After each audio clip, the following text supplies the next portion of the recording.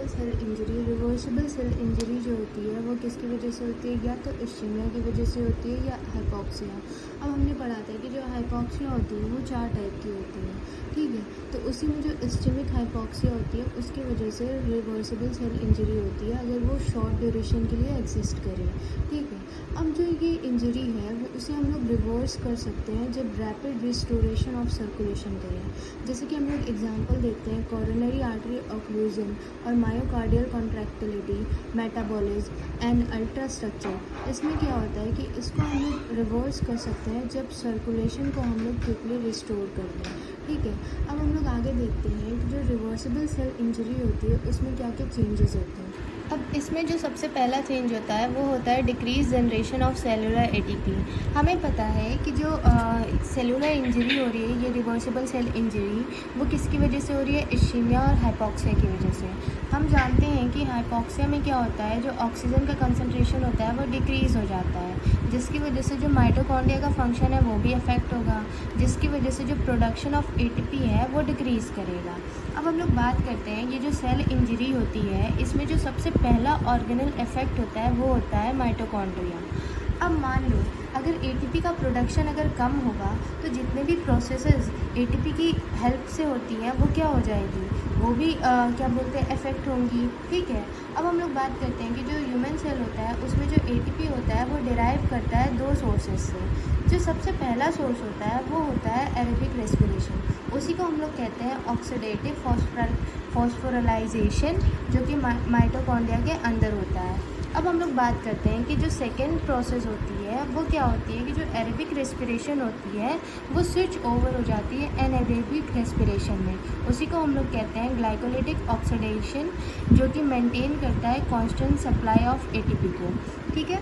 अब हम लोग एक नोट की बात करते हैं कि जो हमारा ह्यूमन सेल होता है वो एक प्रोटेक्टिव रिस्पॉन्स जनरेट करता है हाइपॉक्सिया के अगेंस्ट, रिलीज़ करता है एक ट्रांसक्रिप्शन फैक्टर, उसे हम लोग कहते हैं HIF-1, और उसी का नाम है हाइपॉक्सिया इंड्यूसिबल फैक्टर 1, जो कि एनाएरोबिक रेस्पिरेशन को प्रमोट करता है, जिसकी वजह से जो सप्लाई ऑफ एटीपी है वो मेंटेन रहे।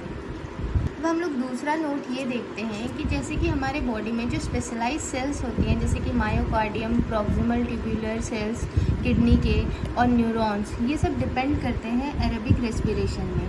तो अगर मान लो जब एनाएरोबिक रेस्पिरेशन हो या इश्केमिया या हाइपॉक्सिया का केस हो तो जो ये टिश्यूज़ होंगी वो सफ़र करेंगी इल इफ़ेक्ट ऑफ इश्केमिया और बहुत ही सीवियरली अफेक्ट करेंगी, ठीक है। अब हम लोग देखते हैं जो सेकेंड चेंज होता है वो क्या होता है। जो सेकेंड चेंज होता है वो होता है इंट्रासेलुलर लैक्टिक एसिडोसिस। इसमें क्या होता है कि जब ऑक्सीजन का सप्लाई कम हो जाएगा तो एरोबिक रेस्पिरेशन जो माइटोकॉन्ड्रिया में होगा वो फेल हो जाएगा, ठीक है, वो हो ही नहीं पाएगा क्योंकि ऑक्सीजन का सप्लाई ही कम हो गया। तो जो एरोबिक रेस्पिरेशन होता है वो एनाएरोबिक में स्विच ओवर हो जाता है, ठीक है, किस लिए, maintain constant supply of ATP. अब ये क्या करेगा, एनाएरोबिक रेस्पिरेशन में इसलिए कन्वर्ट हुआ क्योंकि उसे कांस्टेंट सप्लाई ऑफ एटीपी को मेंटेन रखना था, ठीक है। अब जब ये प्रोसेस होगी तो उसमें क्या होता है कि रैपिड डिप्लीशन ऑफ ग्लाइकोजन होता है, ग्लाइकोजन का रैपिड डिप्लीशन होगा और तब क्या होगा, एक्युमुलेट करेगा सेल के अंदर लैक्टिक एसिड। लैक्टिक एसिड जब एक्युमुलेट करेगा तो वो क्या कॉज करेगा, एसिडोसिस। तो इंट्रासेलुलर पीएच क्या होगा, अपने आप डिक्रीज कर जाएगा और वो रिजल्ट करता है क्लम्पिंग ऑफ न्यूक्लियर क्रोमैटिन, ठीक है। जब इंट्रासेलुलर पीएच जो होता है वो डिक्रीज़ करेगा तो वो क्या रिजल्ट करेगा, क्लम्पिंग ऑफ न्यूक्लियर क्रोमैटिन। अब हम लोग थर्ड चेंज ये देखेंगे, damage to plasma membrane pumps, ठीक है। अब हमें पता है कि अगर एटीपी कम हो रहा है तो वो जाहिर सी बात है जनरेशन ऑफ फॉस्फोलिपिड्स को भी इंटरफेयर करेगा, तो वो रिज़ल्ट क्या करेगा, मेम्ब्रेन पम्प को डैमेज करेगा। अब हम लोग इसमें सबसे पहला देखते हैं failure of sodium potassium pump, ठीक है। तो इसमें क्या होता है, एटीपी कम होने की वजह से जो ये पंप होता है सोडियम पोटेशियम वो प्रॉपरली फंक्शन नहीं करता है। तो जो सेल होता है उसमें सोडियम क्या करता है, एक्युमुलेट कर जाता है, और हमें पता है कि जब सोडियम एक्युमुलेट करेगा तो वो अपनी तरफ किसको अट्रैक्ट करेगा, वाटर को अट्रैक्ट करेगा। तो वो सेल की क्या होगी, स्वेलिंग होगी। तो हमें पता है कि वो सेल की साइज़ क्या होगी, इंक्रीज़ करेगी, क्योंकि जो वाटर है वो उसमें बहुत ज़्यादा हो गया, ठीक है। उसी को हम लोग क्या कहते हैं, सेल स्वेलिंग या हाइड्रोपिक स्वेलिंग। यही सबसे पहला माइक्रोस्कोपिक स्ट्रक्चर होता है जो कि हमें किसी भी सेल इंजरी में देखने को मिलता है। उसे हम लोग क्या कहते हैं, सेल स्वेलिंग या हाइड्रोपिक स्वेलिंग। अब मैंने आपको बता दिया कि यही क्या होता है, फर्स्ट माइक्रोस्कोपिक मैनिफेस्टेशन होता है रिवर्सिबल सेल इंजरी का। सेकंड क्या है, फेलियर ऑफ कैल्शियम पंप, ठीक है। अगर मेम्ब्रेन डैमेज होगा तो वो कैल्शियम एक्सचेंज को भी डिस्टर्ब करेगा। तो एक्सेस ऑफ कैल्शियम जो होता है वो सेल के अंदर मूव कर जाता है, माइटोकॉन्ड्रिया के अंदर, तो वो भी क्या करेगा, स्वेलिंग कॉज करेगा। और वही जो स्टोर होता है कैल्शियम किसी सेल के अंदर एक्यूमुलेट करता है, उसी को हम लोग क्या कहते हैं, एमॉर्फस डेंसिटी या फॉस्फोलिपिड रिच, ठीक है।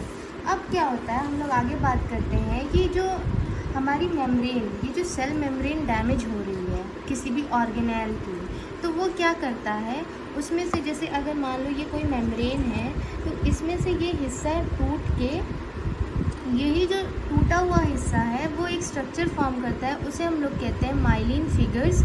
वो स्पाइरल स्ट्रक्चर होता है, ऐसे करके स्पाइरल स्ट्रक्चर होगा, उसी को हम लोग कहेंगे माइलिन फिगर्स। तो ये बात बताओ कि अगर वो स्ट्रक्चर फॉर्म करता है माइलिन फिगर, तो वो स्ट्रक्चर किसका बना होगा, जाहिर सी बात है अगर वो मेम्ब्रेन का टूट के बना हुआ है तो वो भी क्या होगा, फॉस्फोलिपिड से बना होगा, ठीक है।